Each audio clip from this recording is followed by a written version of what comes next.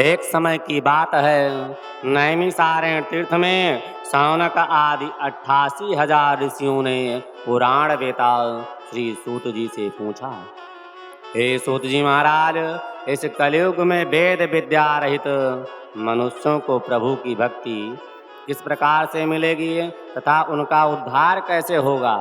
हे मुनिश्रेष्ठ, कोई ऐसा व्रत अथवा तप कहिए कि जिसके करने से थोड़े ही समय में पूर्ण प्राप्ति हो तथा मनवांछित फल भी मिले। हमारी प्रबल इच्छा है कि हम ऐसी कथाओं को सुने। श्री सूत जी बोले, हे वैष्णव में पूज्य, आप सभी ने प्राणियों के हित एवं कल्याण की बात पूछी है।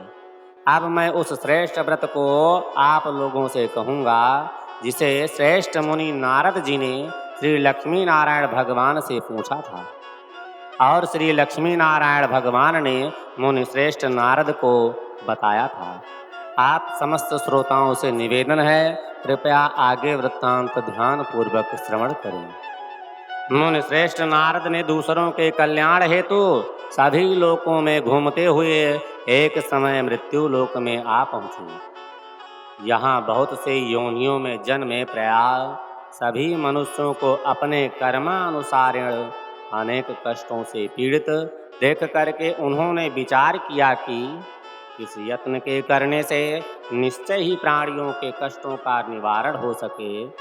मन में ऐसा विचार कर श्री नारद ऋषि विष्णु लोक में भगवान के पास गए। वहाँ श्वेत वर्ण और चतुर्भुजाओं वाले देवों के ईश, जिनके हाथों में शंख चक्र और गदा पर माला पहने हुए थे, तो देख करके उनकी स्तुति करने लगे। नारद जी ने कहा, हे भगवान, आप अत्यंत शक्तिमान हो। आपका आदि मध्य अंत भी नहीं है। आप निर्गुण स्वरूप सृष्टि के कारण भक्तों के कष्टों को नष्ट करने वाले हो। आपको मेरा सत सत नमन है। नारद जी से इस प्रकार की प्रार्थना सुनकर के भगवान विष्णु बोले, हे योगी राज, आपके मन में क्या है? आपका किस कार्य हेतु यहाँ पर आगमन हुआ? आप निसंकोच होकर हमसे कहिए। तब मुनि श्रेष्ठ नारद जी ने कहा, मृत्यु लोक में सब मनुष्य जो अनेक योनियों में पैदा हुए हैं, अपने अपने कर्मों द्वारा अनेक प्रकार के कष्टों के कारण दुखी हैं। हे स्वामी, यदि आप मुझ पर दया रखते हो, दया करते हो, तो आप बताइए कि उन मनुष्यों के सब कष्ट थोड़े से ही प्रयत्न से किस प्रकार से दूर हो सकते हैं। भगवान विष्णु ने कहा, हे नारद, मनुष्यों की भलाई के लिए तुमने यह बहुत उत्तम प्रश्न किया है। जिस व्रत के करने से मनुष्य मोह से छूट जाता है, वह व्रत मैं तुमसे कहता हूँ, सुनो। अति पुण्य दान देने वाला, स्वर्ग तथा मृत्युलोक दोनों में दुर्लभ एक अति उत्तम व्रत है, जो आज मैं तुमसे कहूँगा।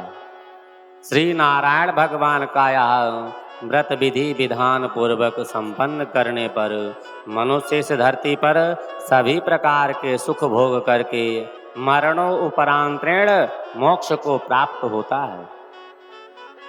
श्री भगवान विष्णु के ऐसे वचन को सुन करके नारद जी बोले, हे भगवान, उस व्रत का विधान क्या है?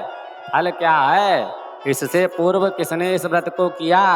कृपा करके विस्तार पूर्वक आप मुझसे कहिए।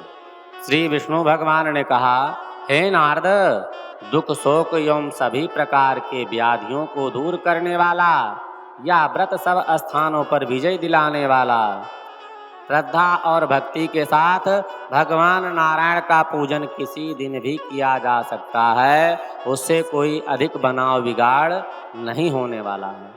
किया धरा सब निष्फल है, यदि मन में अच्छे भाव नहीं। हे नारद, सब किया धरा निष्फल हो जाएगा यदि मन में अच्छे भाव नहीं है। मन में अच्छे भाव होने चाहिए और मेरे प्रति समर्पण भाव होना चाहिए। संध्या कालीन में अपने समस्त बंधु बांधवों को एकत्रित करके मेरा पूजन करे, मेरा ध्यान करे और ब्राह्मणों को बुला करके मेरा पूजन पूर्ण करे। भक्ति भाव से नैवेद्य केले का फल। अब नारद जी ने पूछा कि नारायण अब ये बताओ कि सामग्री क्या क्या आवश्यक है। भगवान कहते हैं रंभा फलम घृतम क्षीरम गौधूम से चाचूर्णकम अभावे साटिका चूर्णम गुणस्तम वा तथा। रंभा फल, केले का फल, कदली का फल, उत्तम प्रकार के भक्ष भोज नैवेद्य ही हमारे समकक्ष भोग लगावे। ऐसे कोई नैवेद्य फल फूल न ले आवे कि स्वयं को तो ग्रहण नहीं कर सकते और भगवान को चढ़ाने के लिए ले आए हो। तो उत्तम प्रकार के भक्ष भोज ही हमारे समकक्ष रखें, मेरा भोग लगावें, मेरा ध्यान करें, मेरे नामों का स्मरण करें, अपने बंधु बांधवों के साथ समस्त लोगों को भोजन प्रसाद इत्यादि करवा करके मेरे नामों का स्मरण करें, मेरे नामों का गीत गायन करें। जो भी इस प्रकार से मेरा पूजन करेगा, ध्यान करेगा, उसे मन वांछित फल की प्राप्ति होगी।